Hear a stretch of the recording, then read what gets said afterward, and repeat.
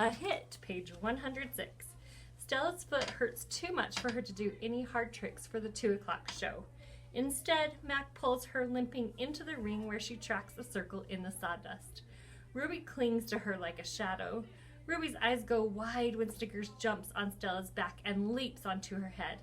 At the 4 o'clock show, Stella can only get as far as the entrance to the ring. Ruby refuses to leave her side. At the 7 o'clock show, Stella stays in her domain. When Mac comes for Ruby, Stella whispers something in her ear. Ruby looks at her pleadingly, but after a moment she follows Mac to the ring. Ruby stands alone. The bright lights make her blink. She flaps her ears. She makes her tiny trumpet sound. The humans stop eating their popcorn. They coo. They clap. Ruby is a hit. I don't know whether to be happy or sad. Page 108, worry. When Julia arrives after the show, she brings 3 thick books, 1 pencil, and something she calls magic markers. Here, Ivan, she says, and she slides 2 magic markers and a piece of paper into my domain. I like the sundown colors red and purple, but I don't feel like coloring. I'm worried about Stella. All evening she's been quiet and she hasn't eaten a bit of her dinner. Julia follows my gaze. Where is Stella anyway? She asks. And she goes to Stella's gate. Ruby extends her trunk and Julie pats it. Hi, baby, she says. Stella all right? Stella is lying in a pile of dirty hay. Her breath is ragged. Dad, calls Julia. Julia calls. Could you come here a minute? George sets aside his mop. Do you think she's okay, Dad? Look at the way she's breathing. Can we call Mac? I think there's something really wrong. He must know about her. George rubs his chin. He always knows. But a vet costs money, Jules. Please. Julie's eyes are wet. Call him, Dad. George gazes up at Stella. He puts his hands on his hips and sighs. He calls Mac. I can't hear all of his words, but I can see George's lips tighten into a grim line. Gorilla expressions and human expressions are a lot alike. Mac says the vet's coming in the morning if Stella's not any better, he tells Julia. He says he's not going to let her die on him, not after all the money he's put into her. George strokes Julia's hair. She'll be all right. She's a tough old girl. Julia sits by Stella's domain until it's time to go home. She doesn't do her homework. She doesn't even draw. Page 111, The Promise. My domain gleams with moonlight when I awake to the sound of Stella's calls. Ivan, Stella says in a hoarse whisper. Ivan? I'm here, Stella. I sit up abruptly, and Bob topples off my stomach. I run to a window. I can see Ruby next to Stella sleeping soundly. Ivan, I want you to promise me something, Stella says. Anything, I say. I've never asked for a promise before, because promises are forever, and forever is just an unusually long time, especially when you're in a cage. Domain, I correct. Domain, she agrees. I straighten to my full height. I promise, Stella, I say in a voice that sounds like my father's. But you haven't even heard what I'm asking yet, she says, and she closes her eyes for a moment. Her great chest shudders. I promise anyway.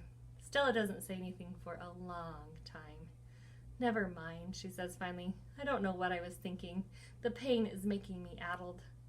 Ruby stirs. Her trunk moves as if she's reaching for something that isn't there. When I say the words, they surprise me. You want me to take care of Ruby? Stella nods, a small gesture that makes her wince. If she could have a life that's different from mine, she needs a safe place, Ivan. Not here, I say. It would be easier to promise to stop eating, to stop breathing, to stop being a gorilla. I promise, Stella, I say. I promise it on my word as a silverback. Page 114, Knowing. Before Mac, before Bob, even before Ruby, I know that Stella is gone. I know it in the way you know that summer is over and winter is on its way. I just know. Stella once teased me that elephants are superior because they feel more joy and more grief than apes. Your gorilla hearts are made of ice, Ivan, she said, her eyes glittering. Ours are made of fire. Right now I would give all the yogurt raisins in the world for a heart made of ice. Page 115, 5 Men. Bob heard from a rat, a reliable sort, that they tossed Stella's body into a garbage truck. It took 5 men and a forklift. Page 116, Comfort. All day I tried to comfort Ruby, but what can I say? That Stella had a good and happy life? That she lived as she was meant to live? That she died with those who loved her most nearby? At least the last is true. Page 117, Crying. Julia cries all evening while her father sweeps and mops and dusts and cleans the toilets. When George sees Mac, he runs to him. I can only hear a few of his words. Vet, should have, wrong. Mac shrugs, his shoulders droop. He leaves without a word. When George wipes the fingerprints off my glass, his cheeks are wet. He doesn't meet my eyes. Page 118, The One and Only Ivan.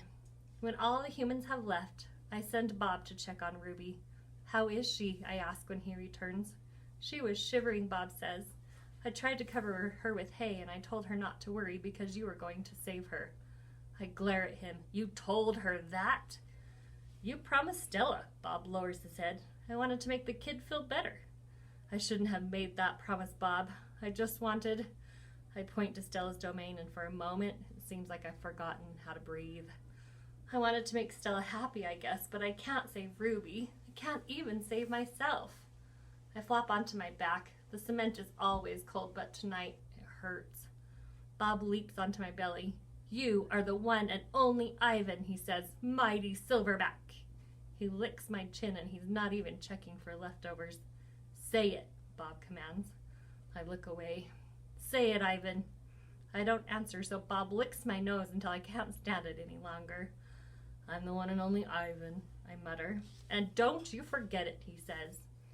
When I gaze at the food court skylight, the moon still aloft is shrouded in clouds.